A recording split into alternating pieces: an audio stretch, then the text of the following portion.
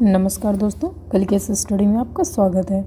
आज हम UP TET के लिए चाइल्ड डेवलपमेंट का एक महत्वपूर्ण टॉपिक बीएफ स्किनर के द्वारा प्रतिपादित किया गया क्रिया प्रसूत अनुबंधन का सिद्धांत देखेंगे। इसे बीएफ स्किनर ने दिया है। बीएफ स्किनर यूएसए के रहने वाले थे। इन्होंने पहला प्रयोग चूहे पे किया 1938 में और दूसरा प्रयोग कबूतर पे किया 1943 में। देखिए, इन्होंने क्रिया प्रसूत अनुबंधन के सिद्धांत में सबसे ज़्यादा अनुक्रिया पर जोर दिया। एक भूखे चूहे को बॉक्स में बंद कर दिया, पिंजरे टाइप का था, उसमें एक लीवर लगा था और ऊपर उसके लिए भोजन रखा था। भूखा चूहा था, वो उछल कूद मचा रहा था। अचानक से उसका पैर जो है लीवर पर पड़ गया और जैसे ही लीवर पे पड़ा, ऊपर से उसे भोजन की गोली मिल गई खाने की। फिर बार बार वो ऐसे ही, जब उसको भूख लगती, वो अनुक्रिया करता रहा और उसे भोजन की प्राप्ति हो गई। एक समय ऐसा आया जब ये चूहा सीख गया कि लीवर दबाने से उसे भोजन की प्राप्ति होती है। चूहे और कबूतर पर प्रयोग किया व्यवहार। इन्होंने बीएफ स्किनर ने दो प्रकार के व्यवहार बताए, दो प्रकार के प्रयोग किए उन पे। पहला था प्रतिक्रियात्मक व्यवहार। प्रतिक्रियात्मक व्यवहार जो है उत्तेजक की देन होती है। जैसे कि अगर मुझे किसी ने चुटकी काट ली तो मैं तुरंत अनुक्रिया करूँगी, उस पर प्रतिक्रिया दूँगी। आप जो अनैच्छिक क्रियाएं होती हैं वो उत्तेजक पे डिपेंड होती हैं। और दूसरा क्रिया प्रसिद्ध व्यवहार जो स्वेच्छा पर आधारित होता है, आप चाहें तो करें, चाहे तो ना करें। स्किनर ने सबसे अधिक अनुक्रिया पर जोर दिया। इन्होंने बताया कि जैसे किसी बच्चे को काम करता है, उसे टॉफ़ी देंगे तो फिर से काम करेगा। पुनर्बलन पर जोर दिया।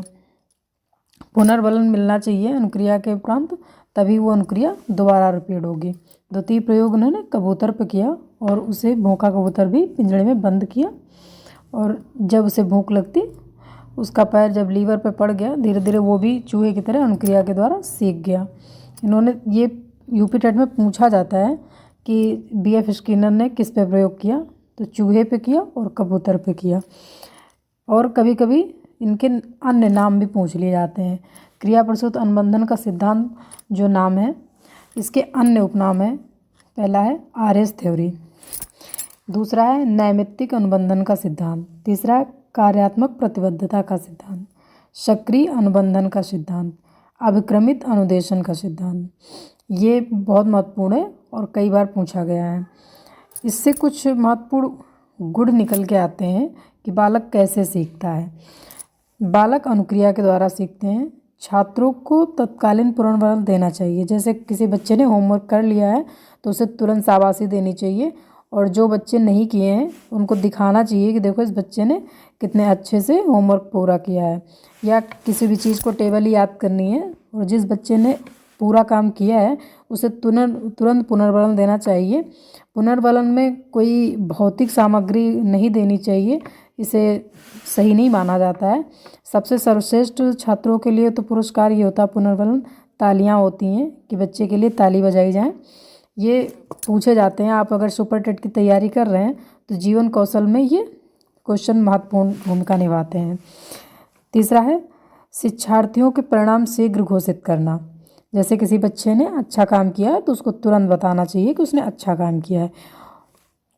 दूसरा है नकारात्मक व्यवहार को नकारात्मक पुनर्बलन से रोकना। जैसे किसी बच्चे ने गाली दी या कोई गंदा काम किया, गलत काम किया, तो उसे तुरंत डांटना चाहिए, नकारात्मक पुनर्बलन देना चाहिए।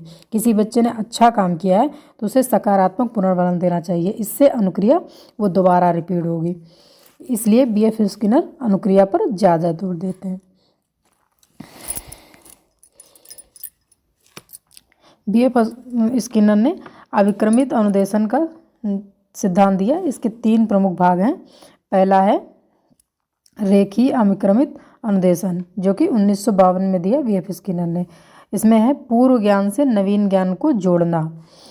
अगर किसी बच्चे को पहले से कबूतर याद है तो उसे का की जानकारी पूर्ण ज्ञान से जो है अंश की तरफ होता है ये। और पूर्व ज्ञान, बच्चे को जो चीज़ पहले से थोड़ी बहुत नॉलेज में है उसको नए ज्ञान से जोड़ते हुए सिखाना चाहिए। ये इस पे जोड़ दिया है। दूसरा है साखी अभिक्रमित अनुदेशन, इसे नार्मनी काउडर ने दिया है 1960 में। समस्या का पता लगाना और उपचार करना।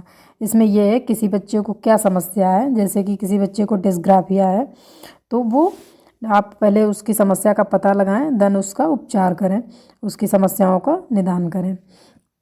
तीसरा है मैथमेटिक अभिक्रमित अनुदेशन 1962 में, इसे गिलबर्ट ने दिया। ये पाठ्यक्रम पर अधिक जोर देता है। अगर आप इतना पढ़ लेते हैं तो यूपी टेट में इससे 1 या 2 क्वेश्चन तो हर बार पूछे जाते हैं और यकीन मानिए आपका यूपी टेट अच्छे से हो जाएगा। धन्यवाद। अगर जानकारी आपको पसंद आई हो तो इस चैनल को सब्सक्राइब करें एंड लाइक करें।